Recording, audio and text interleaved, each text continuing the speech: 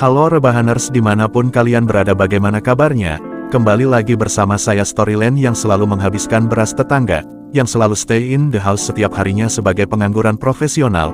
Kali ini saya akan merangkum sebuah film yang berjudul Hitman Agent 47 yang dirilis pada tahun 2015, dengan rating yang nyaris di bawah rata-rata yaitu 5,7. Tapi cukup keren sih buat saya pribadi, ya mungkin karena dialog yang kurang matang dan alur yang terkesan buru-buru, tetapi secara keseluruhan sih seru sih. Ya udah langsung saja, jauhkan barang pecah belah, ketatkan celana dalam kalian, simetriskan posisi rebahan kalian, selamat menonton dan cekidot.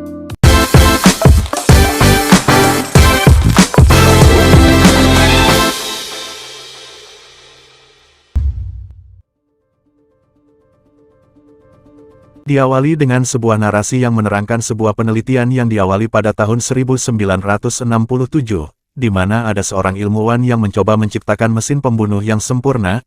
Eksperimen itu berhasil dan subjek yang berhasil tersebut dinamakan agen. Para agen ini adalah manusia yang tidak memiliki rasa takut, emosi dan penyesalan. Namun karena banyaknya korban yang berjatuhan dan banyak oknum yang menyalahgunakan agen tersebut, sang ilmuwan merasa menyesal dan akhirnya dia menghancurkan semua penelitiannya. Si ilmuwan dan para agen sendiri menghilang entah kemana. Masalahnya ada seorang pria bernama Antoine yang mencoba melakukan penelitian tersebut dengan tujuan untuk menciptakan mesin pembunuh seperti agen dan akan digunakan untuk kepentingan pribadi. Tapi karena dia selalu gagal, maka jalan satu-satunya adalah dengan mencari si ilmuwan untuk menanyakan langsung apa rahasia penelitian tersebut. Satu-satunya petunjuk untuk menemukan si ilmuwan adalah seorang gadis yang merupakan anak gandung dari si ilmuwan tersebut. Gadis itu bernama Katia. Untuk itu Antoine menugaskan seorang pria bernama Del Reigo untuk melacaknya, dan kisah akan dimulai dari sini.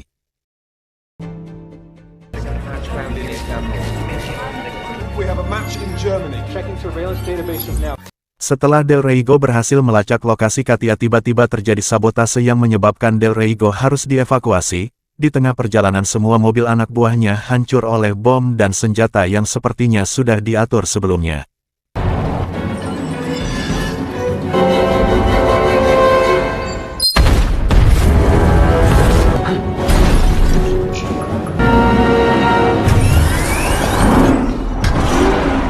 Saat berhasil masuk bunker pribadinya, dia pun menyuruh operator untuk melihat situasi, namun tak diduga para operator itu sudah tewas, dan kedua anak buahnya pun tewas juga, dan ternyata itu semua dilakukan oleh hanya satu orang pria, dan orang itu adalah Agent 47.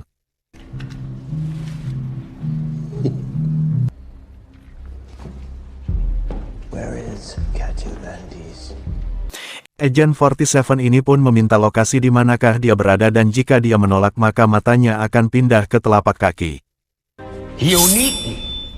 No, I only need pieces of you. Setelah berhasil mendapatkan lokasi Katia, Agent 47 pun pergi. Del Reigo sendiri tewas oleh bom otomatis saat dirinya akan mengambil senjata.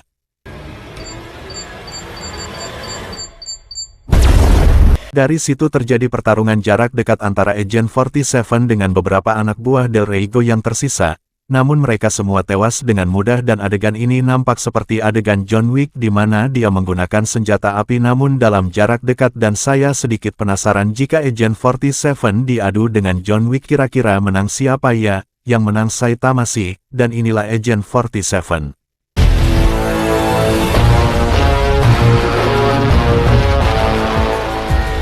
Mengetahui Del Reigo sudah tewas, Antoine dan anak buahnya yang lain menugaskan untuk menemukan Katia sebelum si agen menemukannya. Di sisi lain Katia sendiri terlihat sedang mencari di mana keberadaan ayahnya, yaitu si ilmuwan. Bertahun-tahun dia mencari informasi tetapi tidak pernah ketemu.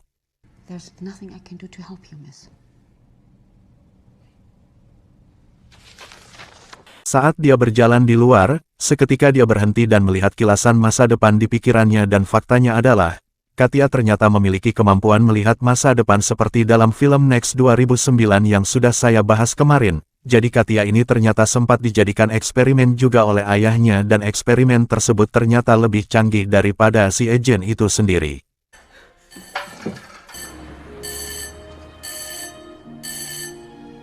Di sisi lain Agent 47 terlihat yang sedang memasuki kamar hotel untuk istirahat. Terlihat dari tas dia bawa isinya adalah bermacam senjata api yang nampak seperti senjata mahal milik John Wick. Setelah melakukan identifikasi wajah secara otomatis, agen 47 pun memutuskan untuk istirahat.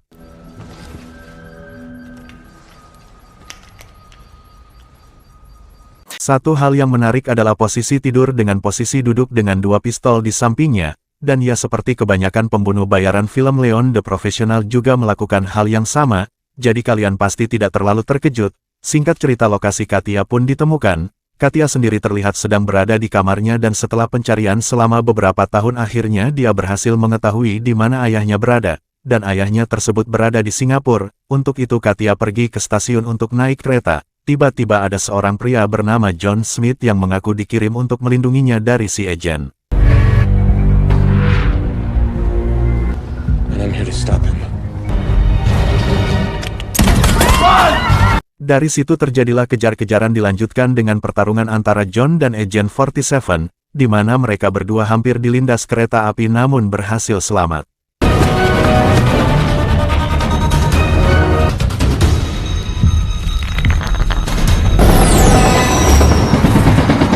Setelah berada di mobil, mereka pun memutuskan untuk kabur, namun Agent 47 tidak menyerah begitu saja.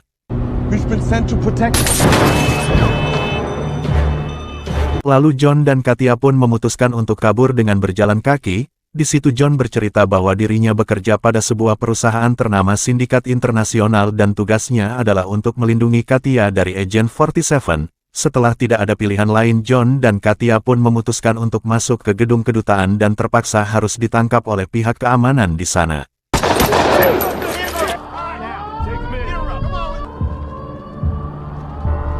Di sana Katia pun menjelaskan bahwa dirinya dikejar oleh seorang pria yang akan membunuhnya. Di sisi lain terlihat Agent 47 justru masuk ke gedung secara terang-terangan dan tanpa perlawanan. Setelah melewati metal detektor, pihak keamanan kaget bukan main saat melihat bermacam senjata profesional yang dia bawa.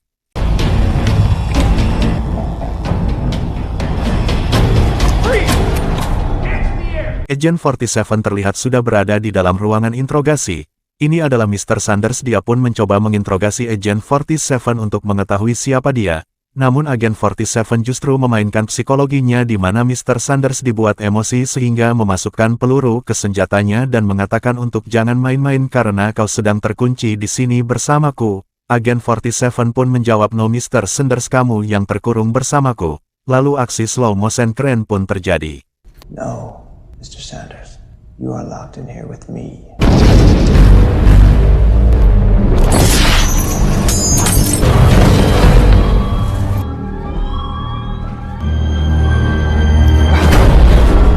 Di sisi lain John dan Katia pun berhasil kabur. Si agen menyamar sebagai pihak keamanan dan berhasil lolos. Lalu dengan kemampuannya si agen menembak Katia dari jarak jauh dan beruntung hanya sedikit menyerempet lengan kirinya.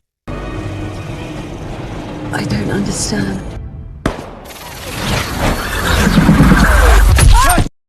Tiba di hotel, John pun menceritakan bahwa dia menemukan berkas-berkas ayahnya di kantornya dulu. Di situ tertulis bahwa ayahnya berhasil mengubah Katia sejak kecil dengan menyuntikkan serum khusus yang ternyata itulah penyebab Katia yang memiliki kemampuan untuk bisa melihat masa depan walaupun hanya 2 menit.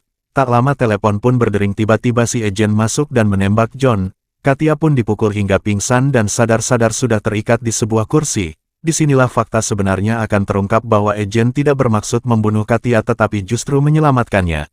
Karena ternyata John adalah utusan Antoine yang seperti kita tahu dia ingin menggunakan Katia untuk menemukan ayahnya. Agent 47 mengatakan bahwa waktu kecil Katia dan dirinya berteman baik hingga terpisahkan saat penelitian tersebut dihentikan.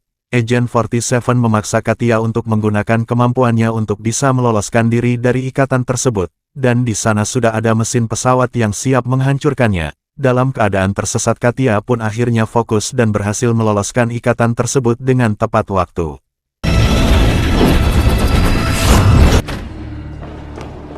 That took you too long. What am I? You're the same as me, only better. Selesai dengan itu mereka berdua pun dikepung oleh anak buah Antoine dan yang mengejutkan adalah John Smith ternyata masih hidup. Hello, Katya. I want you to know I'm a big fan of your work, 47. It's an honor to meet a legend.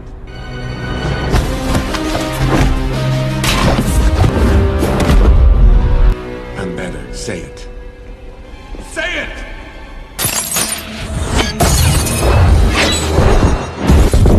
Setelah berhasil lolos, Agent 47 pun mengatakan bahwa John Smith adalah hasil percobaan dari perusahaan sindikat profesional, di mana tubuhnya dilapisi oleh titanium cair yang ditanam di bawah kulit sehingga tubuhnya kebal terhadap peluru dan benda tajam.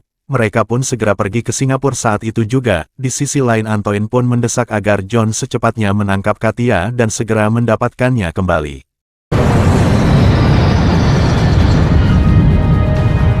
Setelah tiba di sana akhirnya Katia pun bertemu dengan sang ayah untuk pertama kalinya setelah beberapa tahun tak berjumpa. Di situ sang ayah mengungkapkan bahwa tujuan dia meninggalkannya untuk menghindarkan Katia dari bahaya. Tak lama muncul anak buah Antoine tetapi mereka berhasil selamat dengan menggunakan sebuah mobil merah yang keren.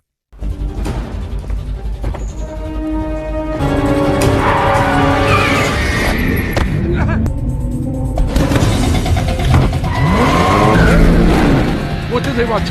More of me.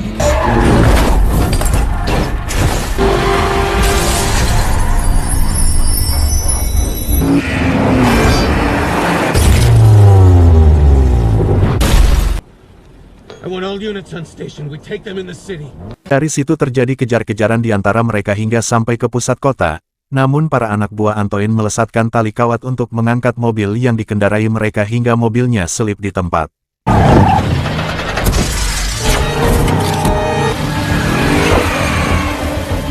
Agent 47 pun turun dari mobil lalu menembaki mereka semua.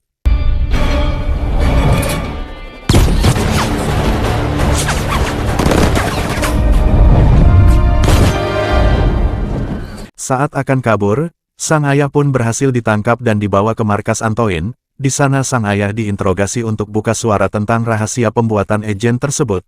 Namun dengan prinsip sesuai visi misi pegadaian dia pun tetap tutup mulut. Hingga terdengar bunyi telepon bahwa Agent 47 menawarkan sebuah pertukaran antara Katia dan si ilmuwan. Si agen mengatakan bahwa rahasia pembuatan mesin pembunuh tersebut tersimpan di dalam darah Katia. Dan ternyata itu semua adalah rencana Agent 47. Katia pun menabrakkan helinya ke gedung.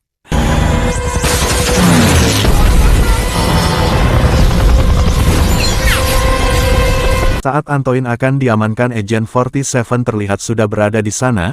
Terlihat terjadi pertarungan antara John Smith dan si agen. Dengan tubuh titaniumnya membuat Agent 47 sedikit kesulitan mengalahkannya. Namun ternyata ada satu kelemahan yaitu listrik. Si agen pun membuat si Smith tersetrum.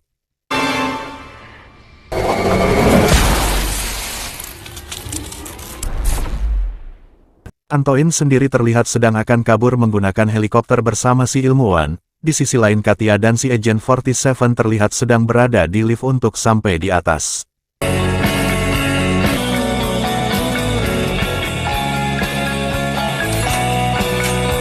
Mereka berdua langsung menghabisi anak buah Antoine, namun ayahnya berhasil dibawa kabur oleh Antoine. Tapi bukan film namanya jika tidak ada rencana kedua karena ternyata si ilmuwan membawa sebuah bom yang ditanam di inhaler milikinya sehingga dia tewas bersama Antoine. Tak lama si agen menelpon kliennya untuk mengkonfirmasi bahwa Antoine sudah tewas, dan faktanya selama ini si agen ditugaskan oleh seseorang untuk menghabisi Antoine dan Katia. Tetapi karena si agen masih punya hati, dia pun membuang ponselnya dan melanggar tugasnya. Tanpa mereka sadari si atasan tersebut mengirim seorang agen yang lain untuk membunuh Katia dan Agent 47, dan agen lain tersebut adalah Agent 45, yang merupakan dari Agent 47 yang sudah ditingkatkan. Dan fakta menariknya adalah masih banyak lagi agen-agen lain dengan kemampuan seperti dirinya sesuai urutan nomor barcode di belakang kepalanya. Tamat. Ending yang cukup mengagenkan, secara keseluruhan aksi-aksi yang ditampilkan cukup keren walaupun hanya ada beberapa yang cukup memorable. Tapi untuk alur cerita memang agak kurang dan terkesan dibuat rumit sehingga membuat otak saya yang tidak sampai 10 ini merasa sangat ngehang anjir. Dan pesan yang bisa kita ambil dari film ini adalah jangan memaksakan botak agar terlihat keren seperti Agent 47, karena hanya Saitama yang terlihat keren. Terima kasih, kepala botak dijitak beletak-beletak.